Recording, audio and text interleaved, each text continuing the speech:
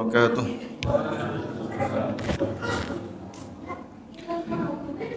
Alhamdulillahilladzi an'amna bil imani wal islam. Alhamdulillahilladzi bi taufiqillahi azza wa jal nashkuruhu wa amtinanihi. Asyhadu an la ilaha illallah wahdahu la syarika lah. Wa asyhadu anna nabiyyana Muhammadan abduhu wa rasuluhu la nabiyya wa la rasulahu ba'dah. Allahumma la sahla illa ma ja'altahu sahla wa anta taj'alul hazna idza syi'ta sahla. Allahumma 'allimna ma yanfa'una wa anfa'na bima 'allamtana wa zidna 'ilman nafi'a. Alhamdulillah, mari kita senantiasa bersyukur Bapak Ibu yang semoga dirahmati Allah Subhanahu wa taala atas semua karunia limpahan rahmat, taufik, inayah, hidayah wassadad. Pada malam hari ini kita masih bisa bermajlis, bermuajahah, talabul ilm, tafaqquh fid din. Fa inna khaira al-majlis majlisul ilmi. Fa inna khaira al-dhikr dhikrul ilmi. Wa inna talabul ilmi faridatun ala kulli muslim minal mahdi ilal lahdi. Wa man kharaja fi talabil ilmi fahuwa fi sabilillahi hatta yarji'a. Alhamdulillahilladzi bi ni'matihi tatimmus shalihat. Bapak Ibu yang semoga dirahmati Allah Subhanahu wa taala. Malam hari ini kita akan mengkaji lanjutan ini Pak ya.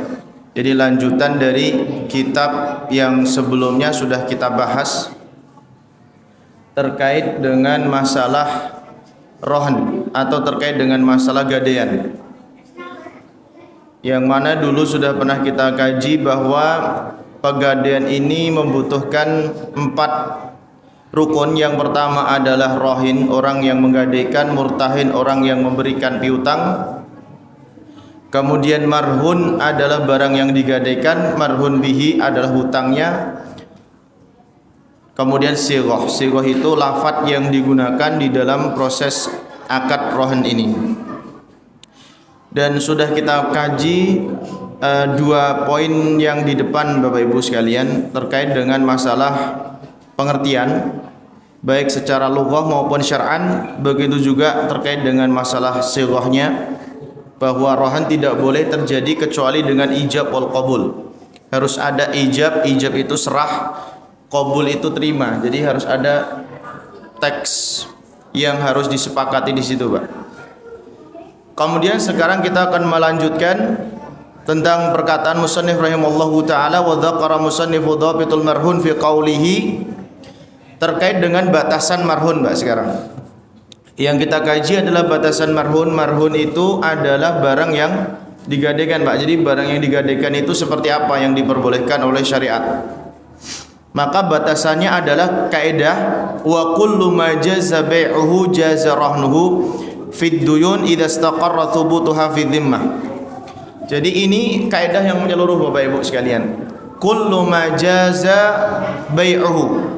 Kullu ma jaza bai'uhu itu artinya setiap segala sesuatu yang diperbolehkan untuk dijual, boleh untuk dijual, Pak. Berarti jaza rahnuhu boleh juga untuk digadaikan.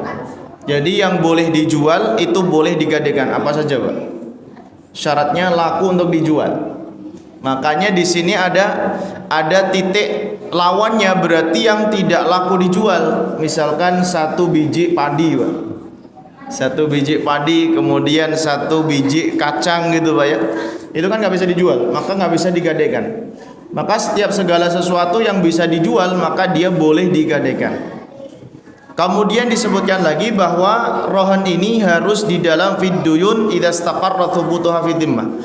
Harus di dalam hutang yang hutang tersebut idza istaqarra sudah menetap fi dhimmah di dalam tanggungan. Artinya kalau utangnya belum menetap dalam tanggungan nggak boleh, Bapak Ibu. Jadi utang yang terjadi pada pegadaian ini harus utang yang sudah sah, utang yang sudah menjadi tanggungan yang total, bukan lagi Bapak Ibu, bukan lagi proses. Ya, makanya disebutkan di sini thubutuha fi dhimmah. Jadi harus melekat, utang yang sempurna. Makanya di sini musannif rahimallahu taala kemudian mengeluarkan kalimat duyun minal a'yan, dari barang-barang yang bukan berupa utang. Itu nggak boleh, Pak, digadaikan, dijamin nggak boleh. Contoh, misalkan fala yasihu rahnu 'alaiha, maka tidak sah kita menjamin atas barang-barang yang bukan berupa tanggungan, Pak.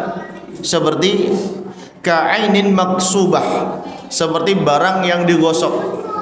Barang digosok itu adalah barang yang diambil secara paksa, milik orang lain, Pak. Jadi ada barang milik orang lain kemudian diambil secara paksa, maka barang ini kan tergosok, Pak ya. Jadi saya punya HP, misalkan, Pak, HP saya ini diambil paksa oleh orang lain, bukan nyuri, Pak ya. Beda. Kalau mencuri kan sarakah. Ini kalau mencuri kan makhufiya wala tufas sababuhu, Pak. Jadi kalau mencuri itu tersembunyi sebabnya. Jadi tiba-tiba HP ini hilang. Tapi kalau gosok, maka HP ini ada yang jelas-jelas merebut dari saya gitu, Pak. Tiba-tiba dia ngambil HP dengan cara paksa. Maka Bapak Ibu sekalian, dalam rangka untuk menjamin ini, kemudian datanglah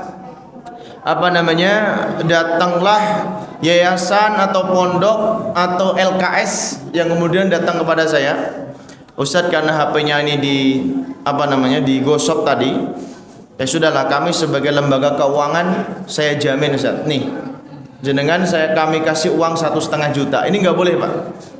Kenapa nggak boleh seperti itu, Bapak Ibu sekalian? Karena statusnya ini bukan utang fi dhimmah, tidak menjadi tanggungan, Pak.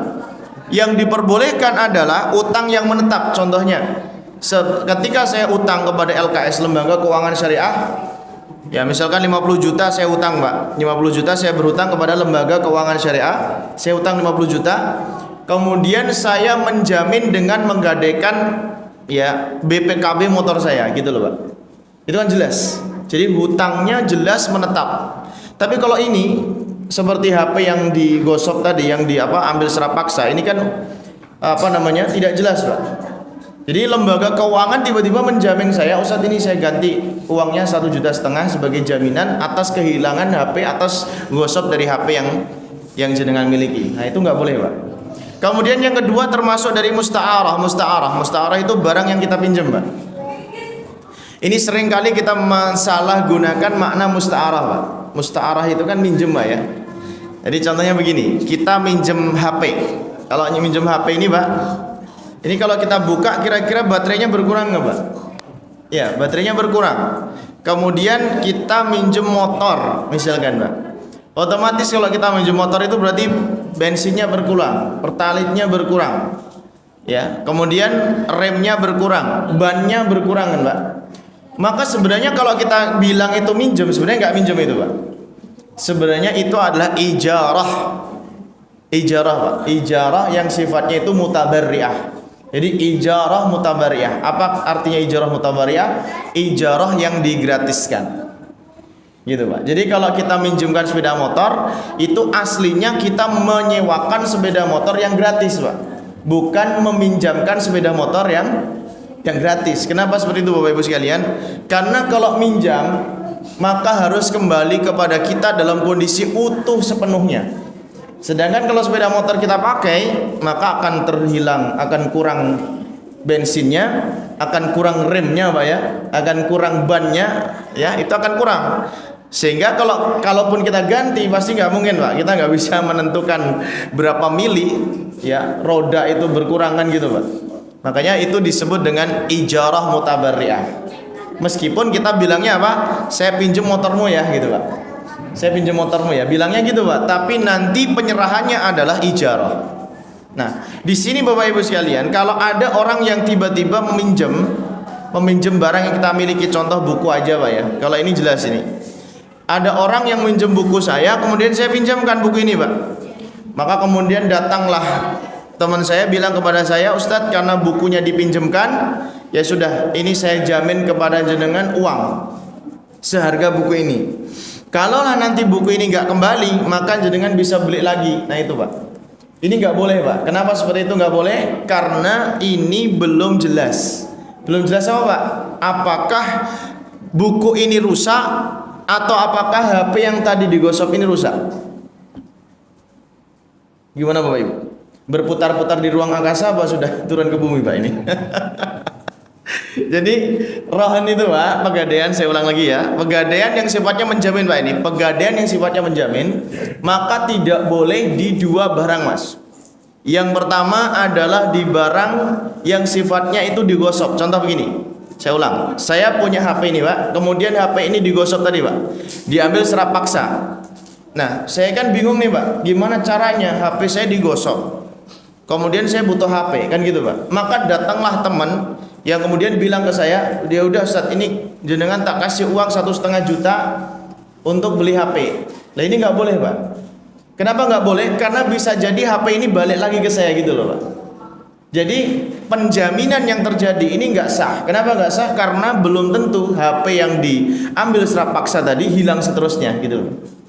Belum tentu HP yang hilang, yang diambil secara secara tidak langsung dan di depan mata tadi tiba-tiba hilang seterusnya, nggak mungkin.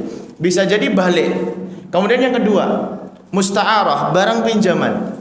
Belum tentu ketika kita minjem barang itu ada rusaknya gitu loh Pak. Ketika ada yang misalkan ini buku saya dipinjam oleh orang, kemudian orang tersebut menggunakan buku selama seminggu, 2 minggu, 3 minggu. Jangan punya prediksi nggak Pak kalau buku ini rusak? Ada Pak ya, paling 50% lah. Nah, berarti kalau misalkan tiba-tiba ada teman yang datang, Ustadz karena bukunya jenengan pinjamkan, sedangkan ini buku penting, ya sudahlah, ini jenengan tak kasih uang 200.000 sebagai jaminan. Nanti kalau buku tersebut rusak, jenengan bisa beli yang baru. Nah ini nggak boleh Pak. Ini tidak boleh dijamin dari dua barang ini. Kenapa? Karena bisa jadi buku ini ketika balik ke saya masih utuh gitu loh Pak. Nah ini ada unsur apa Pak? Ada unsur ketidakjelasan, maka ini nggak boleh. Tapi kalau misalkan saya berhutang, ya saya berhutang kepada lembaga keuangan syariah, saya utang 50 juta, utang Pak ya ini. Kemudian lembaga keuangan syariah bilang, ya udah Ustaz, kalau jenengan ambil 150 juta, berarti tolong berikan kepada kami jaminan yang nanti ya panjenengan tidak bisa tidak bisa membayarkan Pak, tidak bisa membayarkan, maka otomatis apa Pak? Saya memberikan jaminan kepada LKS tersebut gitu loh Pak. Itu boleh. Atau sekarang saya contohkan kepada diri saya sendiri Pak. Contohnya begini, saya dipinjemin. Nah kalau yang pertama kan tadi HP saya diapain Pak? Digosok itu diambil secara paksa. Yang kedua tadi buku saya dipinjam Pak. Kemudian yang ketiga sekarang contoh yang diperbolehkan nih Pak, saya punya uang 50 juta dipinjam sama orang. Gitu Pak. Saya punya uang 50 juta, uang ini dipinjam sama orang. Gitu kan Pak. Maka otomatis ketika saya minta kepada orang tersebut, ya sudah, mana jaminannya? Supaya nanti kalau misalkan kamu nggak bisa mengembalikan, maka jaminan itu akan saya jual. Ya, jaminan itu akan saya gantikan untuk menjadi ganti rugi. Nah, itu boleh Pak. Kenapa? Karena jelas. Jelas apanya ya Bapak Ibu sekalian? Jelas status hutangnya. Hutang yang dimiliki oleh siapa? Yang dimiliki oleh orang yang berhutang. Tapi kalau tadi masalah HP, belum tentu HP-nya hilang seterusnya, belum tentu bukunya rusak. Nah ini dalam akad nggak boleh Pak. Ya, jadi dalam 3 contoh tadi, yang 2 tidak diperbolehkan, yang 1 diperbolehkan. Gitu Pak ya. Jadi itu adalah contoh yang boleh sama yang tidak boleh. Kemudian minal a'yan al-madmunah, sama juga dengan harta tanggungan ya, itu juga sama nggak boleh. Wahtaraza bistaqarra 'anid duyun qabla istiqrariha qaddainis salam. Begitu juga kalau misalkan musannif rahimallahu taala mengeluarkan kalimat apa? Ihtaraza 'anid duyun. Mengeluarkan dari kalimat duyun, Pak. Hutang-hutang qabla istiqrar. Hutang yang sebelum istiqrar itu apa, Pak? Hutang yang sebelum menetap. Jadi utang yang belum menjadi utang sepenuhnya. Itu ada 2 contoh. Yang pertama adalah salam. Salam, jual beli salam itu jual beli yang sifatnya pemesanan, Mbak, atau custom. Maka dalam proses custom itu belum 100% utangnya kembali kepada saya. Contohnya begini. Saya pesen meja gitu Pak ya. Saya pesen meja. Meja itu ukurannya 2x3 dengan warna hitam. Kemudian karena saya custom, bai'us salam itu berarti ada DP Pak di sana 50%. Baik, harganya misalkan 200.000, kemudian saya DP 100.000. Saya bayarkan 100.000. Nah, kemudian kan kurang 100.000 nih Pak. Maka si pembuat meja bilang, "Ustadz, jaminannya apa supaya jenengan bisa membayarkan yang 100.000 berikutnya?"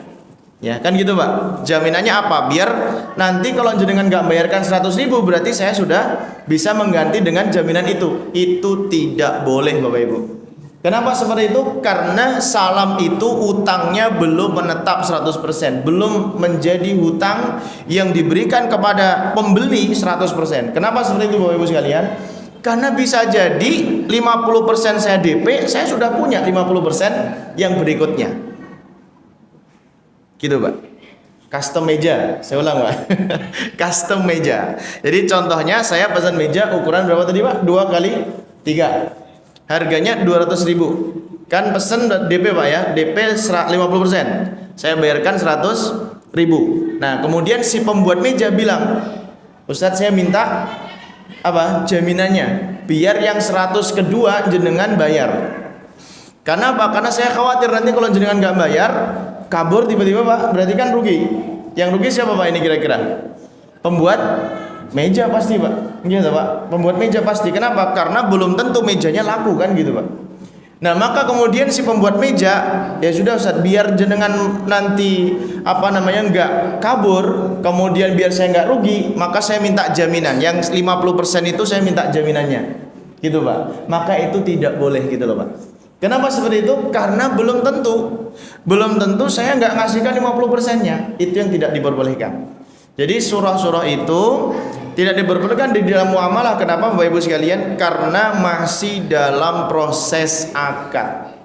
Jadi belum sah menjadi hutang. Nah beda halnya dengan sifatnya bukan salam Mbak, tapi bai dain. Bai dain itu artinya jual beli yang sifatnya piutang, yang sifatnya itu memberikan utang. Contohnya begini, saya pesan meja 2 kali 3, warnanya hitam Pak. Kemudian saya nggak pakai DP Pak.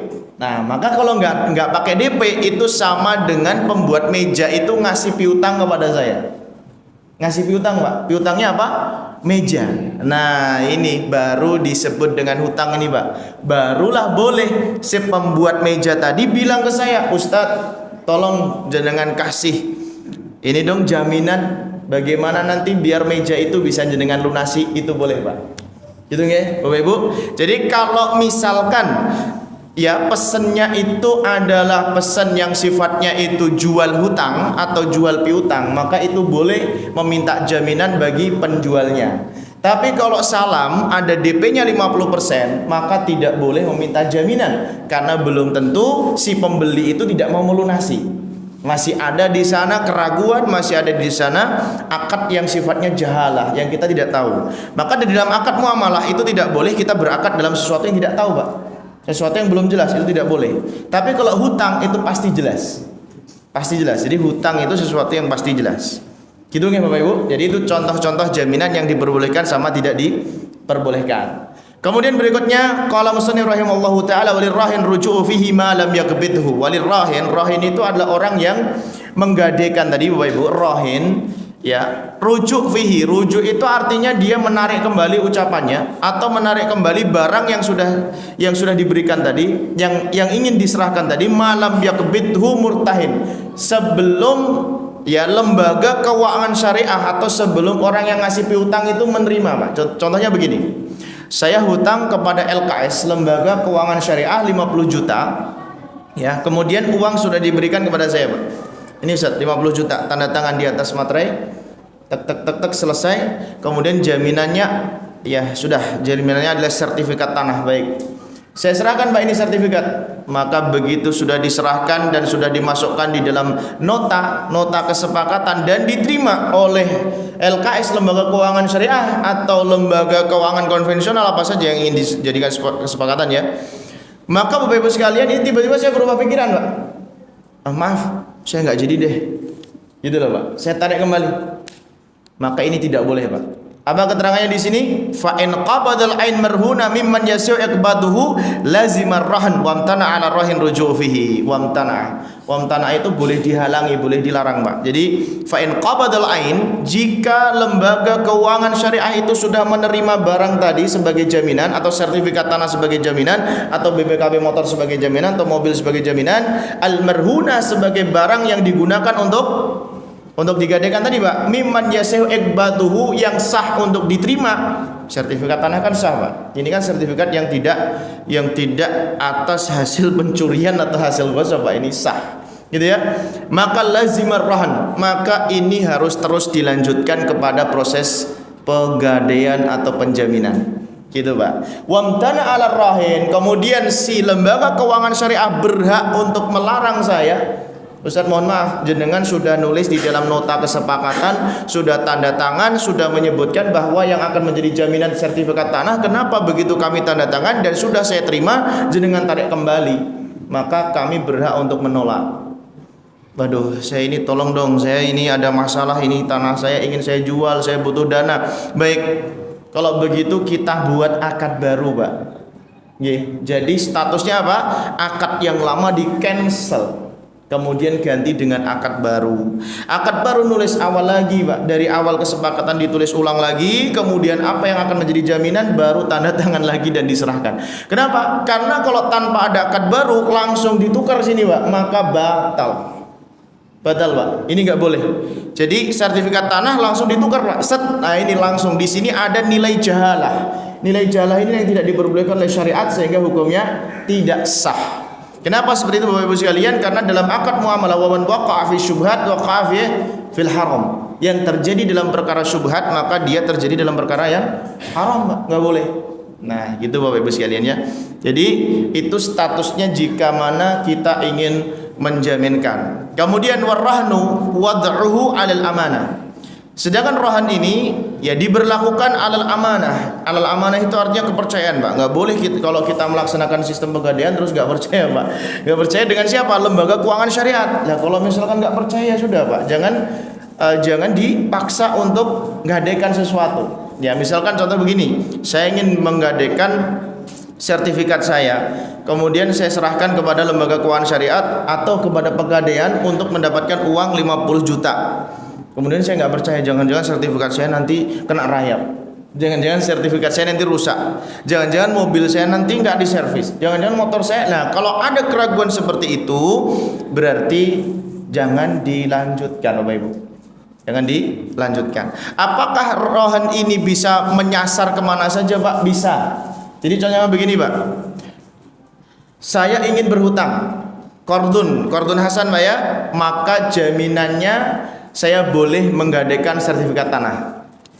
Saya ingin memiliki modal Pak, modal usaha namanya modal usaha yang atas izin dari lembaga keuangan syariah namanya qirat Pak, babul qirat itu artinya apa? Lembaga keuangan syariah sedang ngasih tawaran, siapa yang mau menjual lapak bakso ya nanti akan kami modali.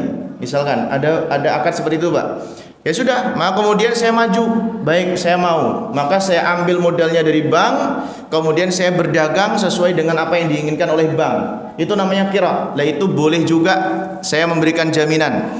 Kemudian jaminan berikutnya yang terjadi adalah pada barang yang hilang, itu juga boleh dikasih jaminan. Jadi jaminan itu banyak sekali Pak, tidak hanya pinjam meminjam. Ada qard, ada qirat, ada salam. Yang salam tadi sifatnya harus baidain itu artinya jual, yang sifatnya piutang itu boleh dijamin semuanya. Dan wada'uhu 'alal amanah, dan diletakkan di atas kepercayaan, tidak boleh nggak percaya.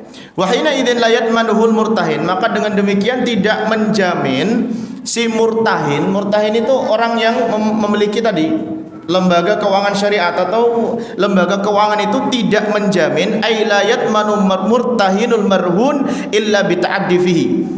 Jadi sertifikat tadi Pak yang sudah dipegang oleh si lembaga keuangan itu, maka si lembaga keuangan tidak bertanggung jawab atas sertifikat ini kecuali dengan kesengajaan. Contohnya misalkan jelas-jelas sertifikat di situ didekatkan dengan api, jelas-jelas sertifikat di situ didekatkan dengan air, jelas-jelas sertifikat di situ didekatkan dengan apa? Tempat masak. Ya kan nggak mungkin, ya nggak Pak? Itu kan berarti adanya ta'addi, adanya kesengajaan. Makanya Bapak Ibu sekalian diperbolehkan dalam hal ini dalam syariat Pak ya, itu diperbolehkan sertifikat ini untuk dijasakan yang disebut dengan ujrah. Ujrah apa namanya Pak? Ujrah pada rahn tasjili. Rohan tasjil itu artinya yang sifatnya mendaftar saja. Ini kan daftar, Pak.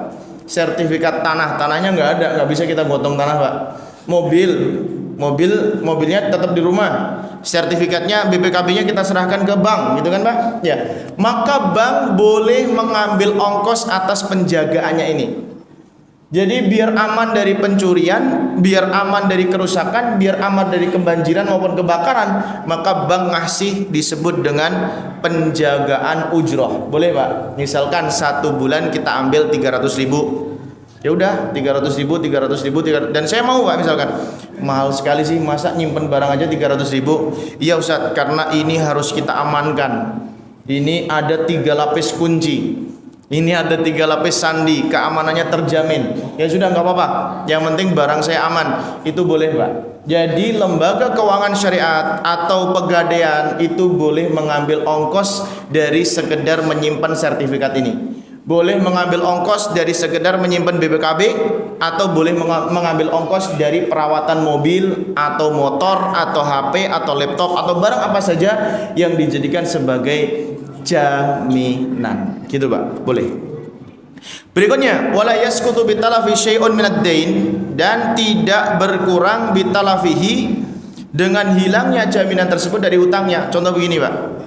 Misalkan terjadinya kebakaran atau terjadinya kebanjiran yang tanpa adanya kesengajaan dari pihak lembaga keuangan syariat. Contoh, Pak, tiba-tiba terjadi kebakaran massal yang menyebabkan kantor pegadaian itu hangus total, yang menjadikan kantor lembaga keuangan syariat itu hangus total, hangus habis, Pak, ya, tanpa adanya kesengajaan. Maka Bapak Ibu sekalian, ini pihak lembaga keuangan tidak wajib mengganti dari sertifikat yang terbakar. Kenapa, Bapak Ibu? Karena tidak ada kesengajaan, tidak ada niat untuk membakar atau merusak, Pak. Ya, kalau seperti itu maka tidak ada. Kemudian walau idda'a talafahu walam yadhkur sababan li talafihi suddiqa bi yaminihi fa in dzakara sababan dhahiran lam yuqbal illa bi bayyinah. Walau idda'a talafahu, jikalau mengaku talafahu terjadinya kehilangan atau kerusakan, walam yadhkur sababan, jadi lembaga keuangan syariat itu bilang, mohon maaf, Ustaz, ini sertifikatnya rusak ternyata. Kemudian apa, Bapak Ibu? Lam yadhkur sabab, tidak menyebutkan sebab. Kenapa kok bisa rusak, gitu, Pak, ya? Kenapa kok bisa rusak? Maka diminta si lembaga keuangan syariah ini untuk bersumpah, Pak. Wallahi, sertifikat panjenengan telah rusak, gitu, Pak. Jadi diminta, ya, si lembaga keuangan untuk bersumpah. Kenapa bersumpah, Bapak Ibu? Bersumpah karena terjadinya kerusakan pada sertifikat bukan karena kesengajaan, tapi terjadinya kerusakan karena apa, Bapak Ibu sekalian? Disebabkan karena ketidakketahuan. Karena tadi kebakaran yang massal, banjir yang datang dengan sendirinya, ya, gempa yang menyebabkan tertimpa dan seterusnya, Bapak Ibu sekalian, ya. Maka dengan seperti itu si lembaga keuangan syariat tidak diminta untuk menggantikan, tapi dia bersumpah. Saya bersumpah demi nama Allah bahwasanya kami tidak sedang merusak sertifikat itu, tapi murni karena kecelakaan. Fa in dzakara sababan zahiran lam yuqbal illa bi bayyinah. Tapi kalau misalkan lembaga keuangan syariat bilang ini rusaknya karena kebanjiran, ini nih, saya bawa 2 orang saksi, gitu, Pak. Saksi 1, saksi 2, iya, telah terjadi kebanjiran di tempat ini, atau terjadi kebakaran, telah terjadi kebakaran di tempat ini dan menghanguskan semua aset yang ada di dalamnya, termasuk diantaranya sertifikat tanah sebagai jaminan tadi. Nah, itu baru selesai, Pak. Kemudian walidda'a murtahan au murtahin raddal marhun 'ala rahin lam yuqbal illa bi bayyinah. Wa idza qabadal murtahin ba'dal haqqi alladhi 'ala rahin lam yakhruj ay lam yanfuk syai'un min ar-rahni hatta yaqdi jami'ahu. Nah, idza qabada ba'dal haqq, jika sebagian hutang sudah dibayar, Pak, ini. Sebagian hutang sudah dibayar, ya. Sudah dibayar ke lembaga keuangan syariat sebagian hutangnya, Pak. Hutangnya 50 juta. Saya berhutang 50 juta. Kemudian 25 juta sudah saya bayarkan di sana, Pak. Idza qabada ba'dal haqq lam yakhruj syai'un minar rahni hatta yaqdi jami'ahu. Maka tidak boleh ketika saya membayar 25 juta itu saya minta sertifikatnya, Pak. Jadi saya utang 50 juta kepada lembaga keuangan syariat. Jaminannya sertifikat tanah, gitu Mas ya.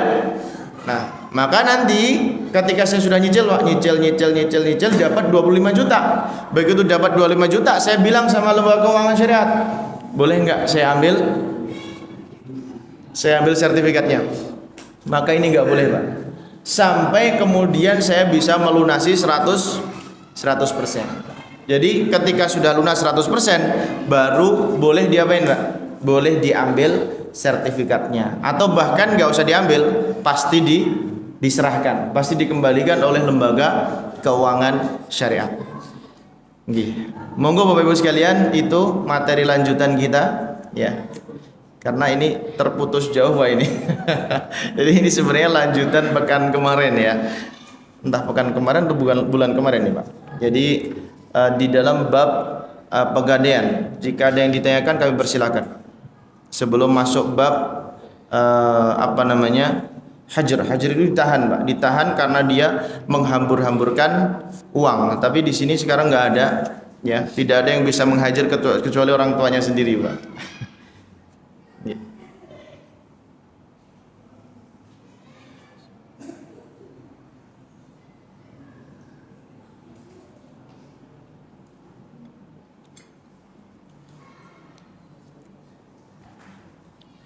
Nggak ada Bapak Ibu, jelas?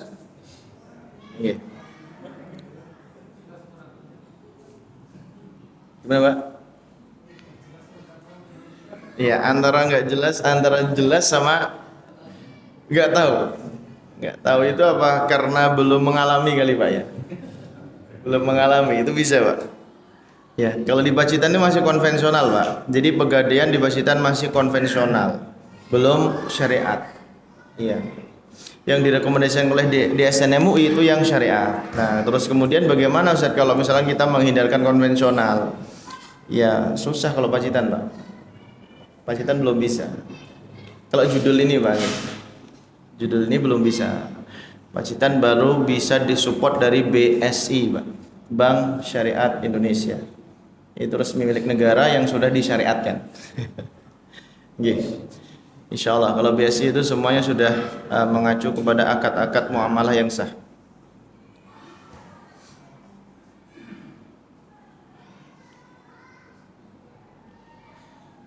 Ya, bab berikutnya membahas tentang masalah hajar, Pak.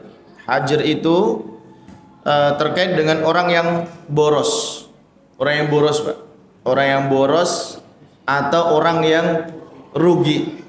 Ya, orang yang rugi, orang yang boros itu artinya dia tidak bisa mengendalikan harta, nggak bisa mengendalikan aset yang ada pada dirinya, atau muflis, Pak. Muflis itu orang yang dia kehabisan dana yang dia miliki atau dia berutang melebihi dari kapasitas aset yang dia miliki, Pak. Punya aset 50 juta, utangnya 200 juta. Punya asetnya ya gitu Pak, punya asetnya 100 juta, dia utang 1 miliar Pak. Ini muflis namanya. Gimana Pak? Gitu, itu namanya muflis. Nah, ini dalam hukum syar'i itu orang-orang seperti ini Pak oleh negara ditahan. Ditahan apanya Pak? Ditahan orang di penjara? Enggak Pak, enggak di penjara, tapi tidak boleh bermuamalah. Jadi kalau misalkan dia ini melakukan transaksi bisnis, maka namanya diblokir Pak. Jadi negara ngasih tahu bahwa si fulan ini jangan dikasih izin untuk berbisnis gitu Pak. Negara ngasih tahu. Masya Allah Pak ya. Jadi kebijakan luar biasa kalau ada pemerintah yang seperti itu Pak. Coba kalau misalkan nggak tahu Pak, gimana Pak? Sedangkan misalkan kita punya jasa nih Bapak Ibu ya. Kita punya jasa, kita punya properti, kita punya bisnis. Kemudian ada orang datang ke kita, ya, ingin jadi mitra, ingin menjadi partner, kira-kira senang nggak Pak itu? Ya pasti senang. Kemudian kan kita layani Pak, kita layani. Nah, ternyata dia ini adalah orang muflis yang ingin memanfaatkan kesempatan gitu. Ada Pak yang seperti itu. Akhirnya apa? Kita sebagai pemodal yang kehabisan modal gara-gara ngurusin si muflis. Ya, contoh begini Bapak Ibu sekalian. Contoh ini yang jelas banget adalah saham usaha. Saham usaha. Jadi lembaga keuangan syariat memiliki unit usaha tadi Pak, ingin membuka lapak bakso misalnya gitu Pak, atau ingin membuka dealer motor. Dibukalah itu kesempatan. Siapa yang ingin silahkan datang ke kantor kami. Kami akan melakukan interview atau ingin melakukan proses berikutnya. Nah, datanglah si Muflis ini Pak, atau si Safih, dua-duanya sama ini Pak, datang. Saya mau ini, nggak apa-apa. Saya ingin usaha jadi dealer motor. Masya Allah Bapak Ibu sekalian. Nah, kita kan nggak tahu. Nah, nggak tahu Pak, ini gimana status orang ini kan? Kita review ternyata bagus, kita ajak dialog ternyata bagus, semuanya dari visi misinya bagus, dari akhlaknya bagus, kriteria pendidikannya bagus, sosialnya bagus. Ini kan bagus. Nggak tahu kita Pak. Nah, barulah kemudian setelah itu akad terjadi kontrak, dia berdagang. Pasti rugi nggak ini Pak? Ya pasti rugi. Kenapa? Karena bertemu dengan orang yang muflis. Muflis itu tadi Pak, jadi ada uang dikit langsung dihambur-hamburkan sama dia. Ya nggak mungkin untung nih Pak usahanya. Nah, sedangkan di dalam hukum fikih ini, orang-orang seperti ini diblokir Pak, diumumkan di mana-mana sama negara, diumumkan lewat stasiun televisi. Enggak Pak, diumumkan lewat lembaga-lembaga Pak ya. Nah, maka begitu masuk si fulan dari desa mana, kemudian kita sebagai lembaga dibuka di data misalkan Pak, tek tek tek, si fulan, oh namanya sudah masuk Muflis, gitu Pak.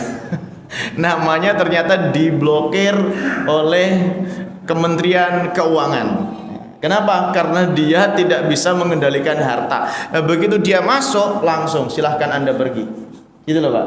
Nah, itu kita belum ada sistemnya Pak. Masya Allah. Tapi sudah ada dalam hukum Islam. Negara kita belum ada sistem itu, tapi sudah ada dalam hukum Islam. Makanya ketika sekarang ada teknologi seperti ini Pak, kemudian kita ngasih masukan sama Pak Purbaya Pak ya, kita undang ke Pacitan, insya Allah mau Pak, itu kita ajak ngopi sini Pak ini ya, kita ngajak Pak Purbaya itu ya. Nah, kita kasih masukan Pak, gimana kalau orang-orang muflis, orang-orang safi itu jangan blokir aja Pak, biar usaha-usaha ini atau unit-unit pebisnis ini tidak rugi karena orang-orang muflis atau safi. Itu Bapak Ibu sekalian materi yang bisa kita sampaikan di kesempatan kali ini. Mudah-mudahan di kesempatan yang lain bisa kita lanjutkan di materi selanjutnya. Wallahu ta'ala alam bisawab. Wallahu muwaffiq ila aqwamit thoriq. Nasrullahi wa fatun qarib wa basyiril mu'minin. Alhamdulillahirabbil alamin. Assalamualaikum warahmatullahi wabarakatuh.